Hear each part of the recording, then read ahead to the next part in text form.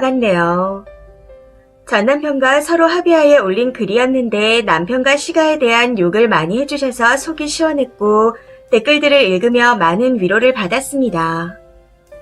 역시나 전 남편은 글만 보면 다 내 잘못이지 라고 말하기에 그럼 뭘 안 썼냐 물었더니 아무 말도 못하더라고요.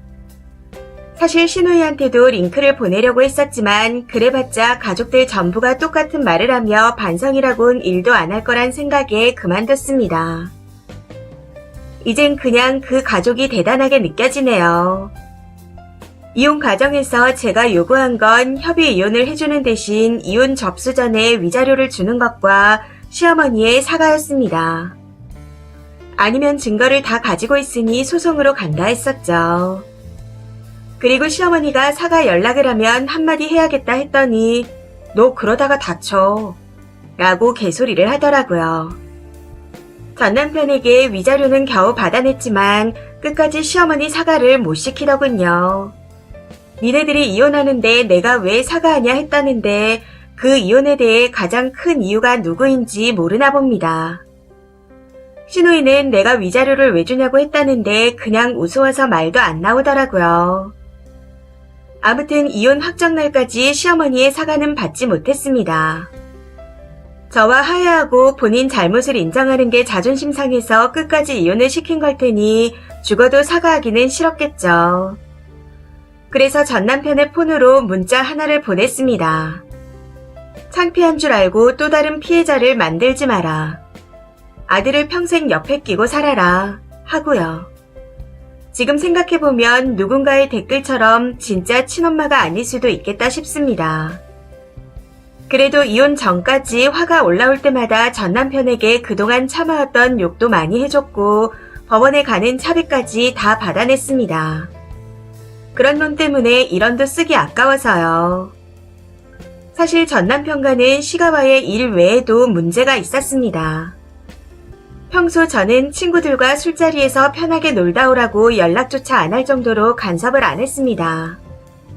그런데 친구들과 짜고 거짓말을 하며 여사친 집에서 자고 왔었고 저와 시어머니 문제로 사이가 안 좋을 땐 더러운 말을 하며 여자를 소개해주겠다는 친구도 만나고 왔더라고요. 그러고는 증거가 없으니 아무것도 안 했다며 잡아떼는 놈이었습니다. 친구들 수준을 보고 끼리끼리라는 걸 그땐 왜 알지 못했는지. 결혼을 하고 나서도 여자 포함 동창들과 1박 2일 놀러 가는 것도 다 보내줬었는데 본인이 선택해서 시골에 와놓고는 저 때문에 친구들을 못 만났다며 제 탓을 하기도 했습니다. 제가 술을 안 마시는데도 내조한다고 사람들을 초대해서 술상을 차려주기도 했었고 반강제지만 전업이니 집안일을 시켜본 적도 없었습니다. 생활비가 모자라면 친정에서 용돈 받아오고 알바 제의가 들어오면 마다하지 않고 다 했었습니다. 그런데 조금도 고마워하지 않았었죠. 주위 사람들은 이런 시골까지 같이 와준 것만으로도 고마워하고 잘하라 했었지만 느끼는 게 하나도 없는 것 같았습니다. 그리고 지가 데려와 키우자던 강아지도 힘들다고 데려가라 했더니 보호소에 보낸다 하더라고요. 정말 쓰레기 같은 놈이라는 생각이 들어 어떻게 하나 보려고 이번 설에 다시 데려가라 했는데 연락도 없었네요. 와이프도 못 지켜 강아지도 버려. 나이만 먹었지 책임감은 가정교육으로도 못 배웠나 봅니다.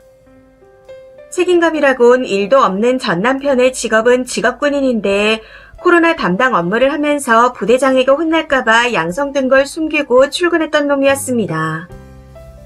마지막 소소한 복수로 국방부에 증거까지 넣어 신고했더니 당시 가짜로 올린 음성 자가 키트를 믿고 담당자가 넘어가 주더라고요. 그래서 다시 신고했는데 이번에는 또 뭐라고 거짓말을 했을지. 이런 놈이 나라를 지키고 있습니다. 그 와중에 3개월 만에 여자가 생겼는지 카톡 상태 메시지가 나란 남자네요. 시어머니 문제 말고도 하자가 많은 놈인데 왜 같이 살았냐 묻는다면 제가 바꿀 수 있다는 착각과 제가 알고 있는 좋은 점이 거짓이 아닐 거라 착각했습니다. 그리고 이혼하면 실패했다는 좌절감이 찾아올까 많이 무서웠어요. 하지만 지금은 내가 겨우 저 수준의 남자에게 그런 취급을 받고 살아야 했다고? 하는 생각에 정신이 번쩍 드는 것 같습니다. 한 번뿐인 제 삶은 소중하니까요. 그리고 후회 없이 할 만큼 했고 어느 정도 대갚아주기도 했더니 결혼 생활보다 훨씬 잘 지내고 있습니다. 지금은 그냥 저의 미래가 기대돼요. 마지막으로 강아지는 원래도 전 남편이 전혀 케어를 안 했었고 대신 제가 간식 하나도 재료 하나하나 확인해가며 살 정도로 사랑으로 키웠기에 죽을 때까지 책임질 겁니다. 영하의 날씨에도 3시간씩 산책하며 행복하게 잘 지내고 있어요. 이 글이 사이다 후기일지는 모르겠지만 함께 환해주시고 위로해주신 모든 분들께 인사드리고 싶어 글을 씁니다. 항상 건강하시고 행복하세요. 댓글입니다. 첫 번째. 이혼을 축하한다고 하긴 좀 그렇지만 잘하셨어요. 길다면 길고 짧다면 또 짧은 게 인생입니다. 아닌 것이 확실하면 굳이 시간을 질질 끌면서 이어나갈 필요가 없어요. 흘러가는 물줄기를 바꾸려고 노력해도 결국 언젠가는 터지더라고요. 앞으로의 인생 굳건히 힘차게 잘 사시길 기원합니다. 두 번째. 간만에 정독했네요. 집안에 하나만 또라이가 있어도 문제인데 저 집안은 단체 또라이들이에요. 그런 집안에서 탈출하신 걸 축하드립니다. 앞으로는 꽃길만 걸으세요. 세 번째. 병신 같은 아들놈을 도로 못 데려가 안달이 난대요. 전 시모는 님한테 은인이었습니다. 저런 인간을 선택한 건 쓴이잖아요. 그래도 저 집구석 조상의 양심은 있으셨는지 님을 도왔네요. 시모 시누이 탓 할 거 없습니다. 다 병신 같은 남자 때문인 거죠. 네 번째. 시집 식구들이 단체로 나르시시스트 집구석이네요. 탈출 말고는 답이 없었는데 그동안 너무 쓸데없는 고생을 많이 하신 것 같습니다. 그리고 사람 보는 눈을 좀 키우세요. 저런 남자 고른 눈으로 덜컥 다른 남자 만나는 일이 없었으면 합니다.